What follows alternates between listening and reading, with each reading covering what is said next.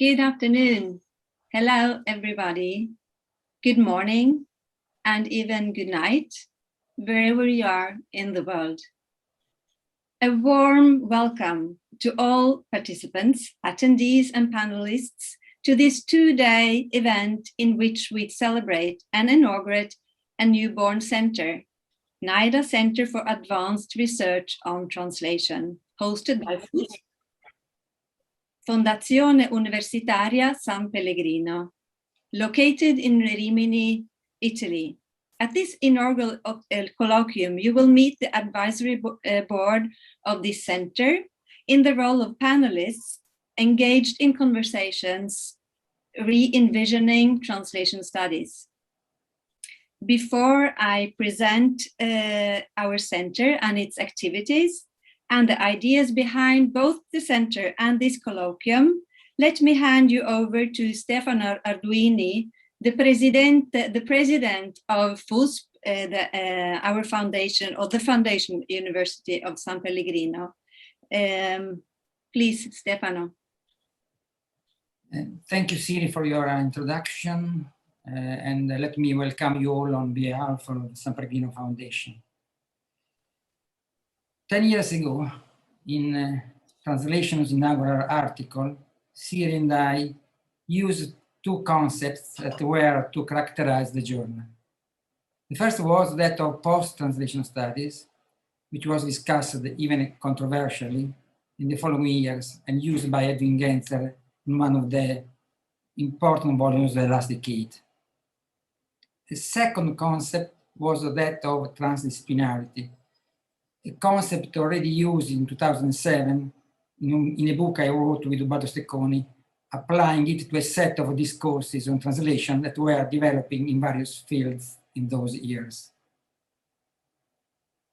The idea of transdisciplinarity soon became the central methodological core of the Nida School of Translation Studies, inaugurated in the same 2007, and of the New York City seminars held in collaboration with the Center for Applied Liberal Arts of New York University. We started shortly thereafter. An idea that has also given a shape to all the work on translation done in undergraduate, postgraduate, master's courses, etc. I would therefore say that the transdisciplinary gaze was the motor of all the events and projects that followed, both those developed with the Nida Institute, which today continues to be one of our fundamental partners, and those directly promoted by the Foundation. In the name of transdisciplinarity, we published the proceedings of our conferences, such as that on translation and similarity, edited by Bob Box and myself, the volume Translation on the Machine, edited by Steve Bernick and Scott Elliott, or the History of Bible Translation, edited by Phil Noss, and with articles by many scholars in traditional studies. Still in the name of transdisciplinarity, we are setting up a library whose original core is Jean Nida's personal library, aiming to make it the testimony of the intertwining and the contamination that make up translation and translating. However, I cannot fail to underline that the Nida School of Translation Studies and the New York City seminars are what characterized us for 15 years since we decided to break away from the Cetra Summer School, which has been held for 10 years in Misano and undertake an independent path. This is a constitutive legacy of our history that I recognize as the defining feature of all our research work.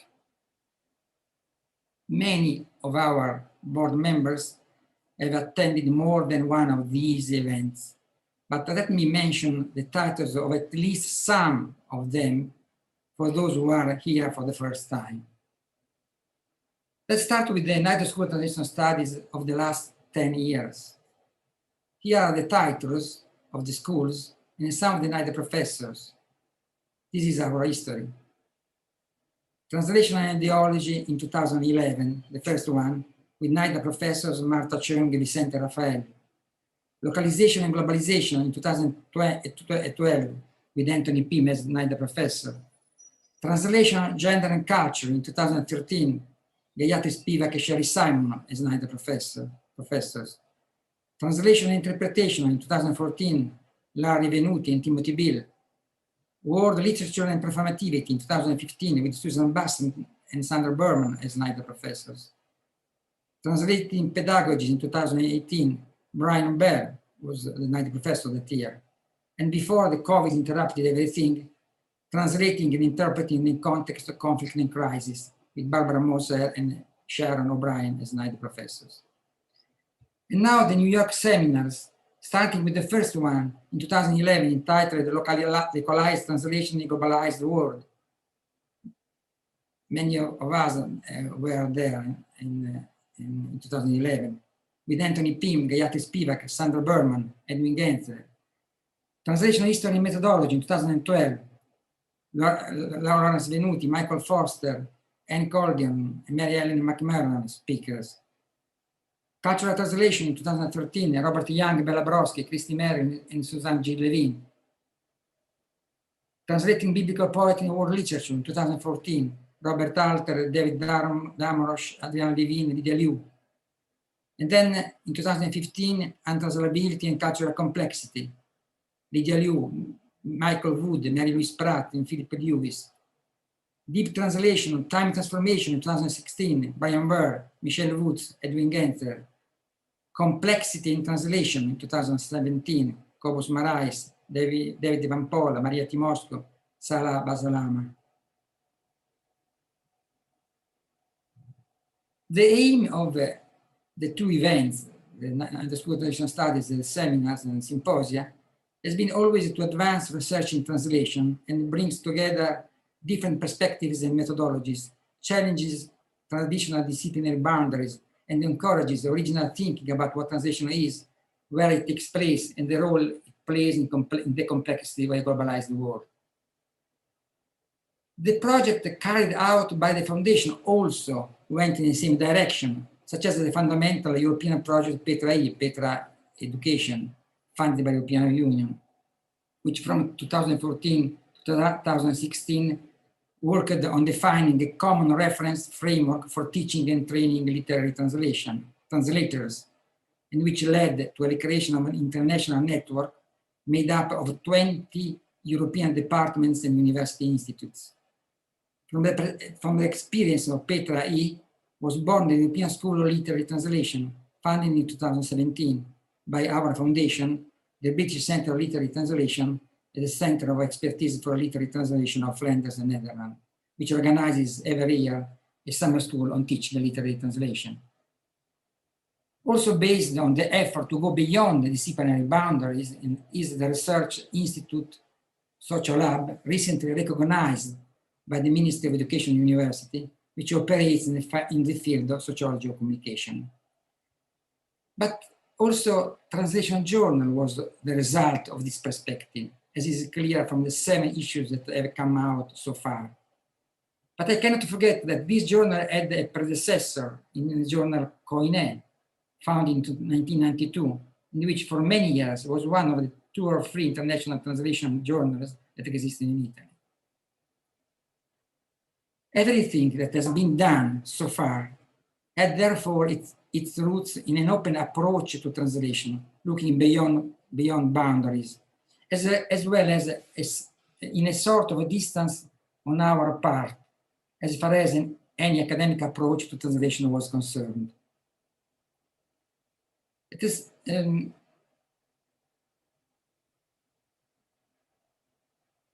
I believe that all these, the result of more than 20 years of work, which originated in 1997, when after a series of international conferences, we decided to cooperate with the School of Leuven, is not only the history, but the generating nucleus of this new beginning we inaugurated with today's research colloquium that sees so many people involved and commits myself and the foundation I preside over. And now let me thank Giuliana Schiavi and Salvatore Mele, respectively Vice President of the Foundation and Director of Vicento School, for having assumed an operational role in the constitution and management of the center. And of course, a special thank goes to Siri Nergaard for accepting to direct the center and the journal. The collaboration of Siri with the foundation, it was not a foundation at that time, dates back almost to the beginning of our commitments in translation studies area. And now I believe it has found a place to develop even further. Thank you, and up to you, Siri. Thank you very much, Stefano, for this this introduction of all the different activities at FUSP. Let me also thank and introduce here, I hope you will be able to see them on the screen now, the Vice President of FUSP, Giuliana Schiavi, here she comes, and also the Director of Studies, Salvatore Mele. Let me also thank them for all they are doing for the center, for our activities, for the journal, etc. And they will also have special roles at this colloquium. Juliana will be the conductor of the Q&A session, so she will select answers that are coming and she will present them in the discussion or Q&A sessions. So please, when you send in questions, since you are so many, we can only have written questions or comments, so please send them with your name so that Juliana, we don't want you to be anonymous, we want to know you. So please send your questions with your name. And Salvatore, the Director of Studies, he will be chair of many of the sessions of these 2 days. So welcome to you and thank you. I give the hand over to you first, Juliana. Okay, thank you, Siri, thank you, Stefano, and good morning, afternoon, night, everyone, and welcome also on my part to this Nida Research Center inaugural colloquium.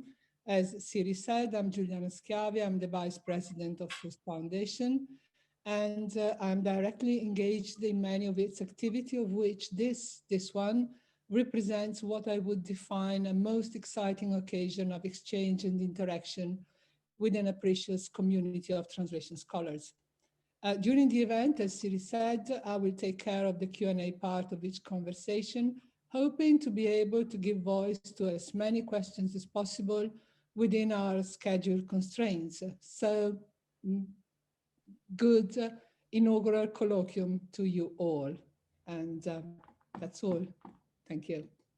Thank you, Juliana. Salvatore? Just a couple of words. Hello to everybody.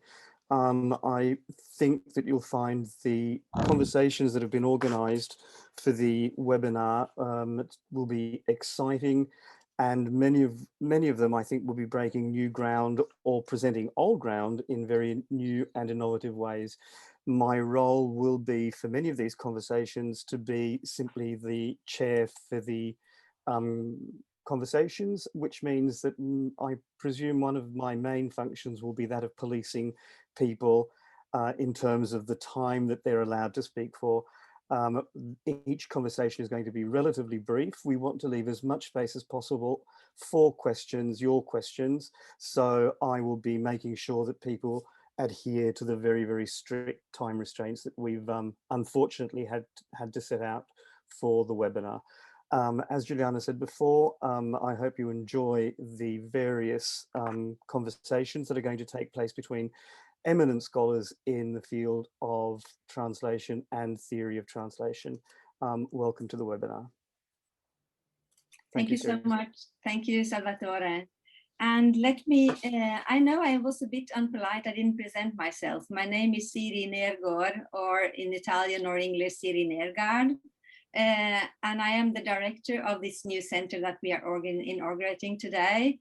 And I must repeat my thanks to Stefano. It's thanks to Stefano that I'm here. We have been collaborating, as he told, for many, many years. And Without his initiative for creating this center would have not been here. So thank you, Stefano, again for giving me and us this opportunity. Let me first say that I am overwhelmed of such a high number of attendees. We have registered more than 300. It's much more than we could ever dream of. I'm delighted, and I find it encouraging that so many people are interested in coming together to listen to what others have to say, that they are still willing to share ideas and thoughts, discussing, interacting, learning about translation. What makes me even happier is that this event is showing to be really global. All the continents are represented, all the world's continents, and the far away from where I am, at our center, FUSP, is located in Italy, the more people are represented.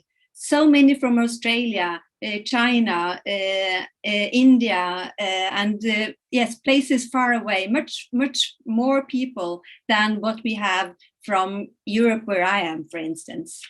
I consider this a success in itself.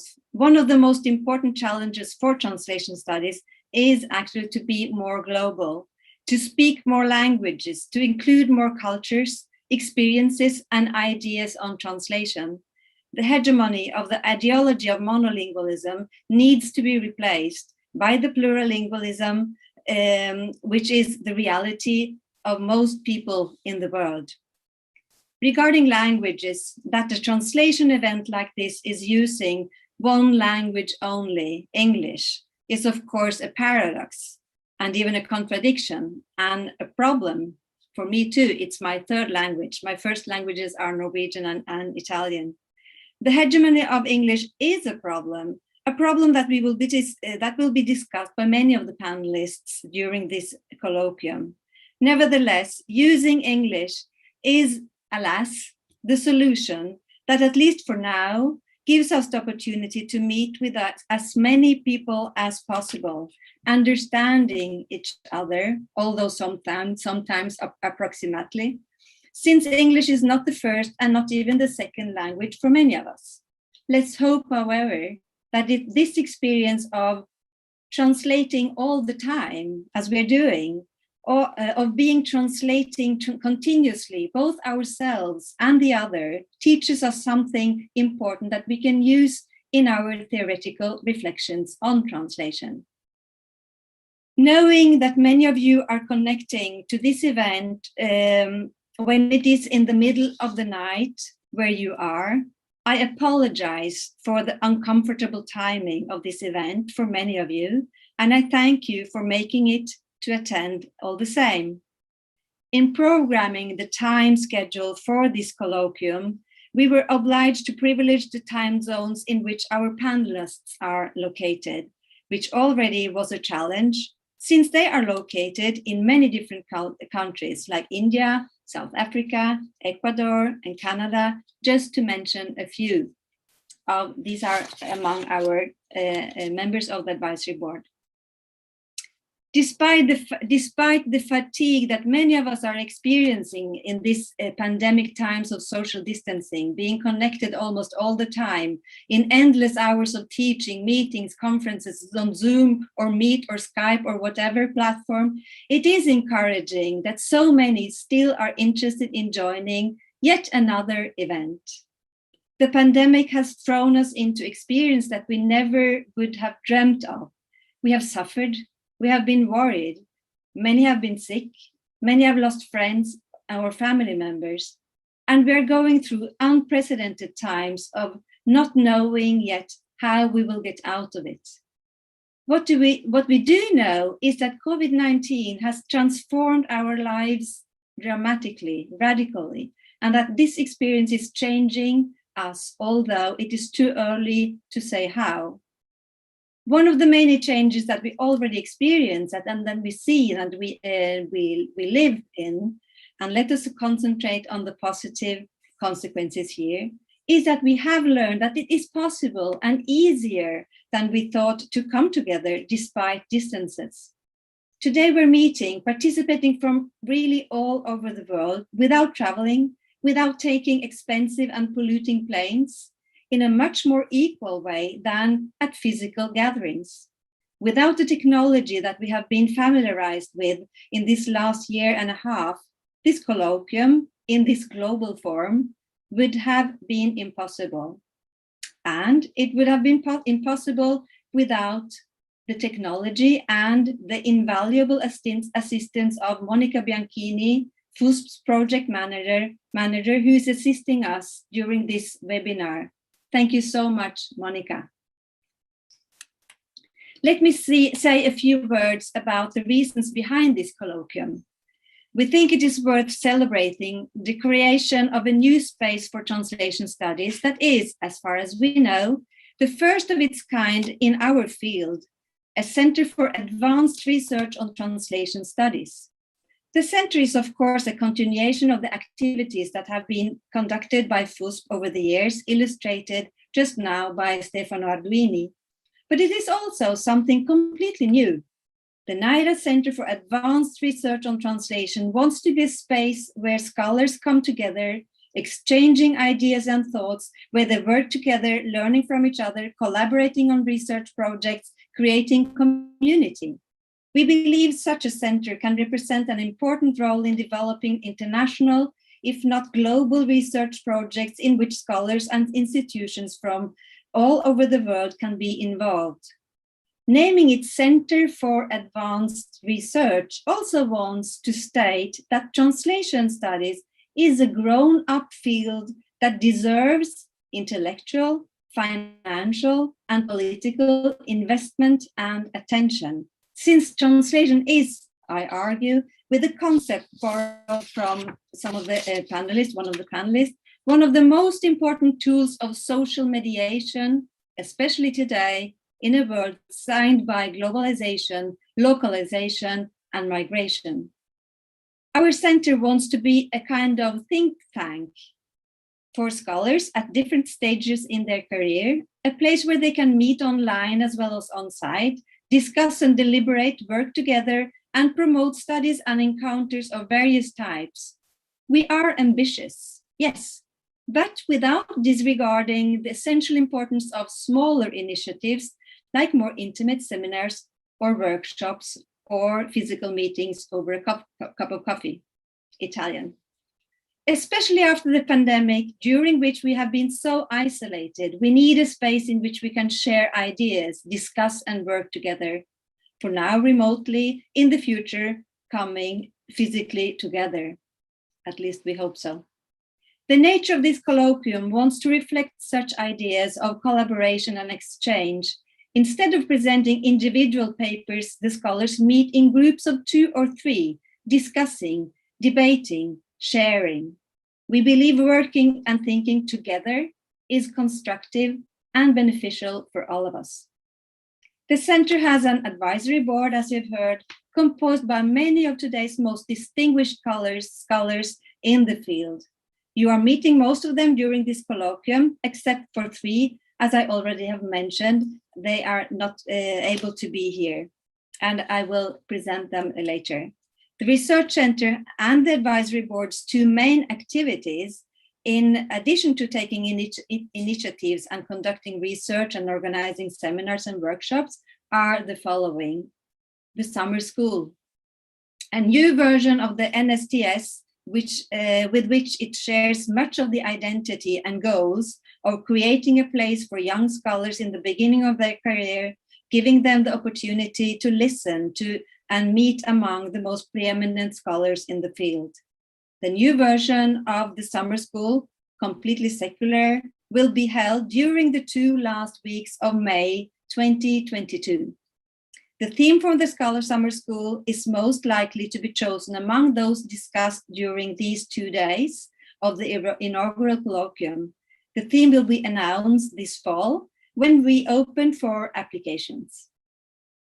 The second main activity of the board is the journal, where all the board serves at the advisory board and some also on the editorial board. As you've heard from Stefano Arduini, FUSP has already been responsible for the journal, Translation, a transdisciplinary journal, And the Centre's advisory board is also on this advisory board, as I said. Although we are very proud of the 7 issues we managed to publish since the journal's foundation in 2012, we must admit we never succeeded in distributing it, mainly because we were unlucky with our publishers. We are now giving new life to this journal, going online and becoming open access, which represent 2 important steps in terms of accessibility, but also democracy. Access, moreover, is a theme which is related to translation in many ways, some of which will be discussed during one of these colloquiums conversations.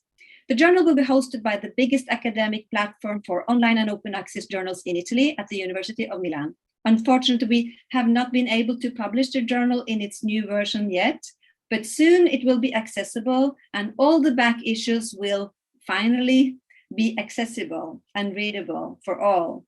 The first issue will be launched in January 2022.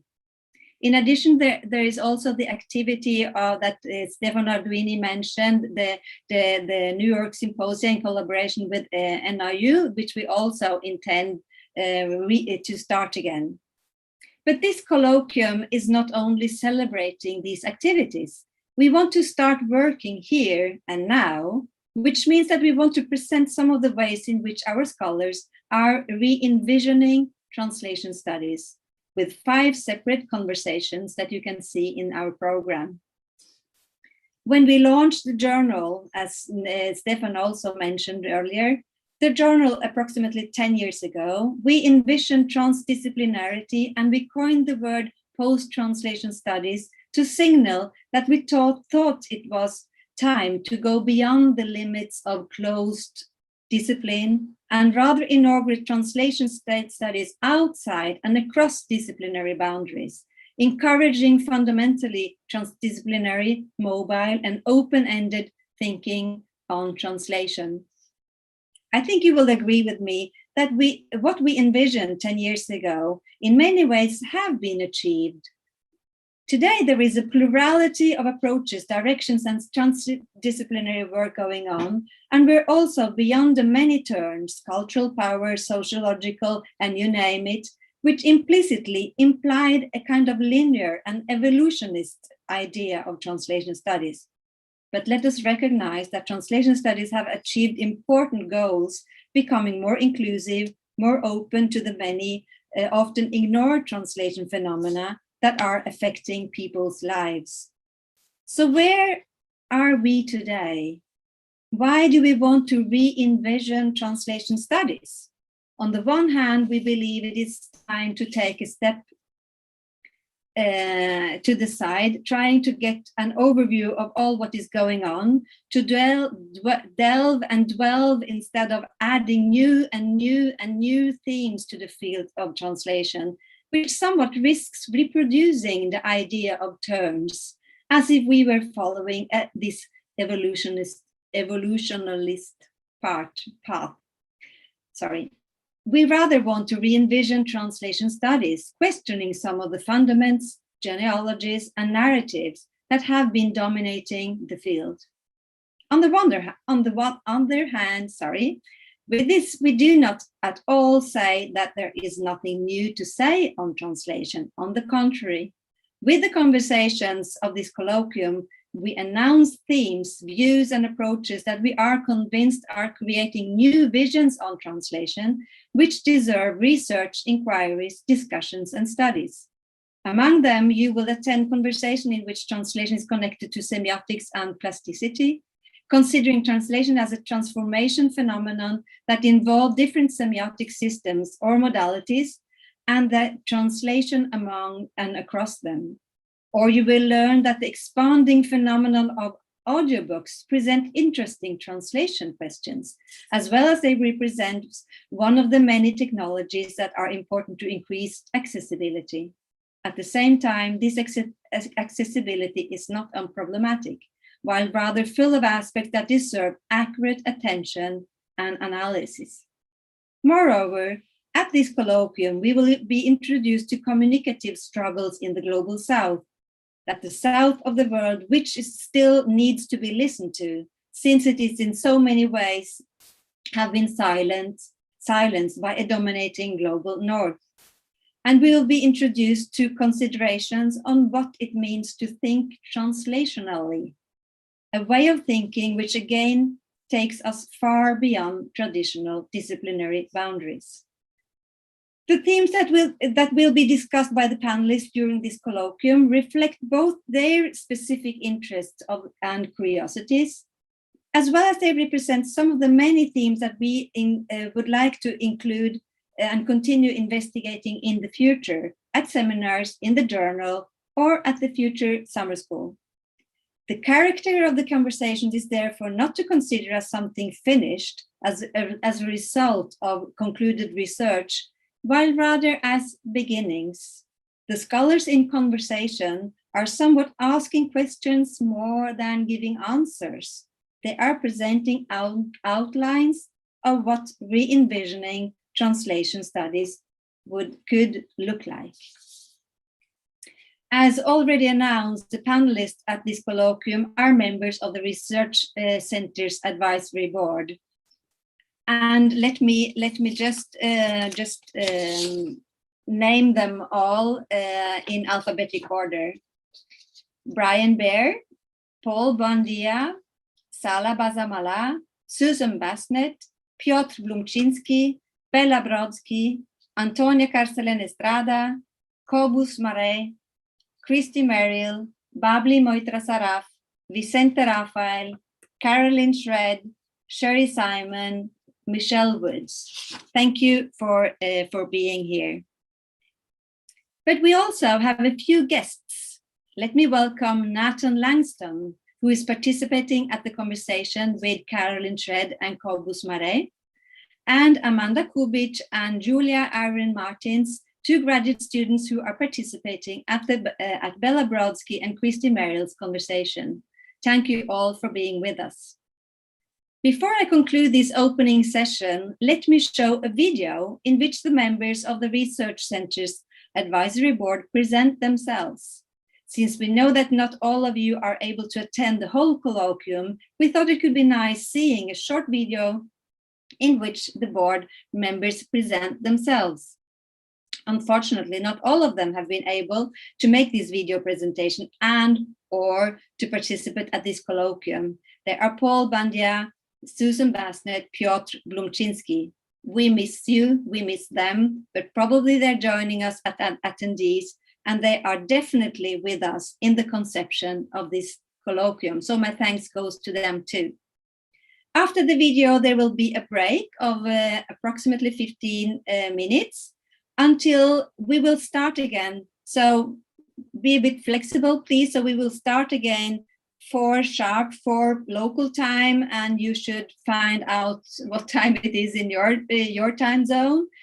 And then afterwards, we start with the two members of the advisory board, 2 friends, and they are engaged in the first conversation, Brian Baer and Michelle Woods, and they will be shared by Salvatore Mele.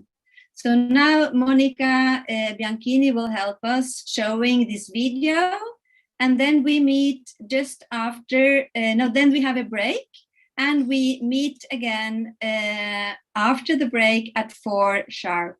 Thank you so much. Welcome. I hope you will enjoy this colloquium. I'm looking very much forward to these conversations, and I hope it's a start of a collaboration with many of you that are attending this colloquium, inaugural colloquium. So thank you and welcome again. Hi, I'm Brian Baer. I'm a professor of Russian and Translation Studies at Kent State University in the US. I believe Kent is the only US university that offers an undergraduate, master's, and doctoral degree in translation or translation studies. And perhaps for this reason, I've always been very interested in translation pedagogy. I've also done a lot of work with training of teachers of second languages, and so I'm interested in the relationship between second language pedagogy and translation pedagogy, and how we might productively introduce translation into the foreign language curriculum, both in language and literature and culture courses. I'm also very interested in translation history, historiography, translation theory, and how all three of those are entangled. So I've been looking at the history of translation theory, and in particular in contexts such as the Soviet Union, and more broadly in the transnational context of the Cold War. I am Paul Bandia, Professor of Translation Studies at Concordia University in Montreal, Canada. I'm also a Senior Fellow at the Du Bois Institute at the Nida Centre at Harvard University. I am current President of ATSA, Association for Translation Studies in Africa. My interests lie in translation history and theory, and with particular emphasis on post-colonialism and cultural studies. Hi, I'm Salaba Salama. I'm Associate Professor at the University of Ottawa, Canada. I mainly teach the theories of translation and current developments in translation studies theories. I've been teaching there for about 15 years now, since 2005, and my main research interests are in translation rights, philosophy of translation, sociology of translation, and other related fields in the humanities and social science like anthropology, religious studies, etc. I'm very interested to be part of the group of Rimini, the think tank of the Nida Research Advanced Center, and I'm very happy to be part of it, at least of the advisory board, and participate to its summer school and its different activities, its publication as well. My main interest, in fact, is to kind of be in dialogue with my colleagues, who especially those who have a very kind of acute insight into the theories of translation, and some kind of very general overview about the advancement of the discipline. So that's it pretty much, and looking forward to meeting you if we meet there in Rimini sometime soon. Thank you. Hi, my name is Bella Brodsky. I teach comparative literature at Sarah Lawrence College in New York. I've been interested in translation for a long time, especially literary and cultural translation. But right now my current preoccupation is the relationship between translation and technology, specifically the ways in which technology both enables and disables translation. Hello, my name is Christy Merrill. I teach translation studies in the Department of Linguistics and Language Practice at the University of the Free State in Bloemfontein, which is in central South Africa. I have a background in hermeneutics, ancient Middle Eastern culture and some of those languages. And my current interests are translation theory, translation studies theory, semiotics, the link between translation and semiotics. I'm also trying to think about the implications of complexity thinking for translation studies. And then I've also been working and have a strong interest in development studies, and how, particularly in the context of South African development, translation and interpreting plays a role, and what types play a role.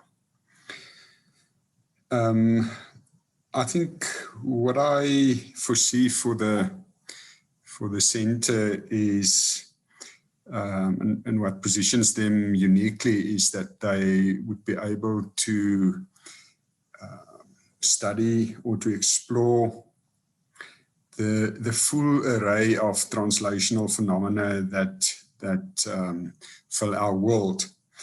Not only interlingual translation, but all other kinds of translation, multimodal translation, and then also hopefully just a focus on everyday translation processes that glues together our societies, or from which our societies emerge.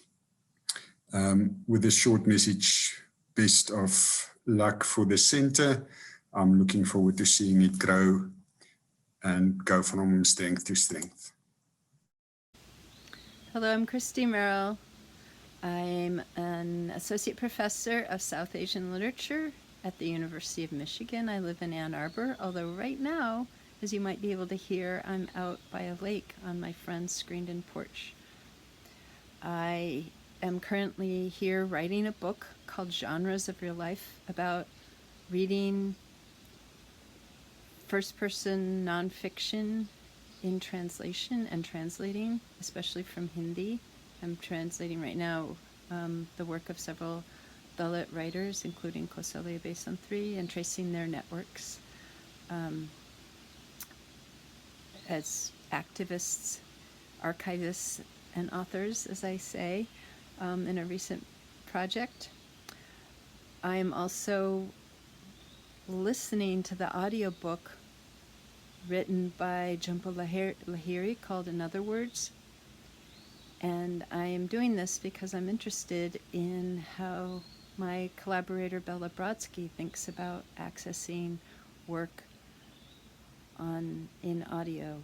And we're going to be talking about the sound of translation, by which we mean teaching ourselves now to listen to translated work rather than reading it, because we both are contending with vision issues.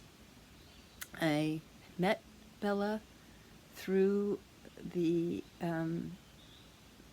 research center. We're on the board together. We also gave talks on the same day years ago through the NYU series, and I'm learning a lot by talking with her about these issues, and look forward to the upcoming session. Hello everyone, bonjour, buongiorno. My name is Carolyn Shred. I teach in the French department at Mount Holyoke College, which is in Massachusetts in the United States. At Mount Holyoke, I also teach a first-year seminar on translation, the work of translation. And for the past 9 years, I've been teaching at Smith College, a large lecture series, The Art of Translation. So in my background, I'm both a translator and a translation theorist. Most of my ideas about translation come from the practice and the process of translating itself. Notably, the concept of plasticity, which is Catherine Malabou, a contemporary French philosopher. Her signature concept, as I was translating, became very useful for me for re-envisioning translation, to take the theme of our inaugural colloquium.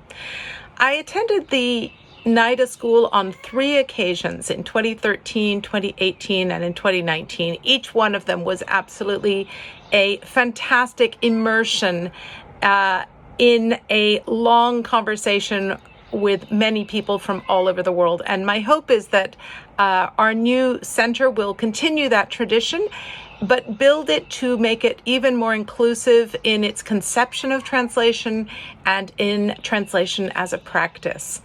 So I look forward to seeing everyone in Rimini in the future. My name is Sherry Simon. I teach at Concordia University in Montreal, in Canada. I teach in a French department in an English-speaking university. I'm interested in translation studies as a way of understanding and exploring cultural and material history.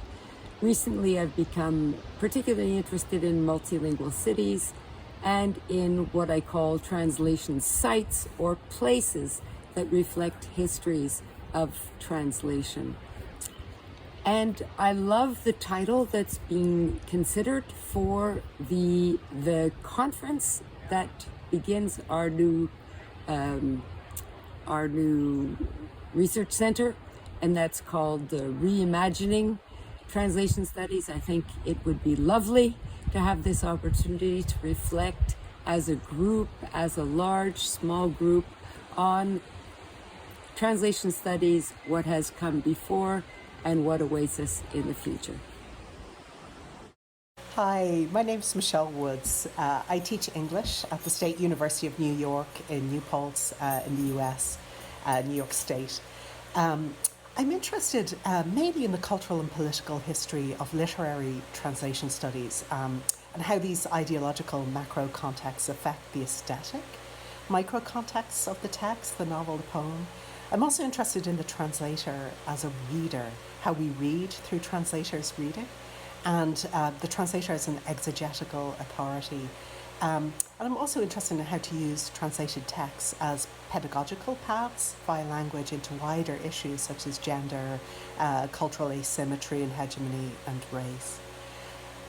We've all been so isolated over the last year, so I'm delighted to be part of a coming together of global minds and research interests through this new research centre and this colloquium in which we're going to re-envision, hopefully, or talk about re-envisioning the field of translation studies for this post-pandemic age.